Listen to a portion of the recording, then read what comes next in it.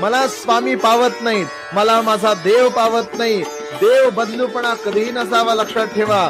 33 कोटी प्रकारचे किंवा 33 प्रकारचे देव जरी आपल्या आयुष्यामध्ये असतील आणि त्यातला एक देव जरी आपल्यावर कृपा करायला लागला तर माणसाच्या आयुष्याचं 100% सोनं होतंय, हे लक्षात घ्या. मनुष्याला एक गोष्ट लक्षात आली पाहिजे, भावे भेटतो उमापती. तुमचा भाव जर स्वच्छ असेल तर तो 100% भेटतो.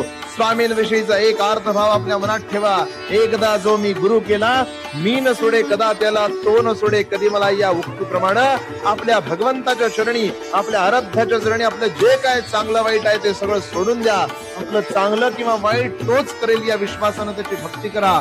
सगळं जर श्रीमंतीच्या तराजूमध्ये तुललं गेलं असतं तर जगातली सगळी देवस्थानांमधल्या सगळ्या मूर्ती या पाषाणाच्या सोडून सोन्याच्या असत्या, लक्षात घ्या. आज देहू ओळखले जाते तुकाराम महाराजांच्या भक्तीमुळं, आज आळंदी ओळखली जाते ज्ञानेश्वर माऊलींच्या भक्तीमुळं, आज पंढरी ओळखली जाते पुंडलिकाच्या भक्तीमुळे. द्वारकाधीश ज्या ठिकाणी आले ते पंढरपूर पुंडलिकाच्या भक्तीमुळे ओळखलं जाते, लक्षात घ्या.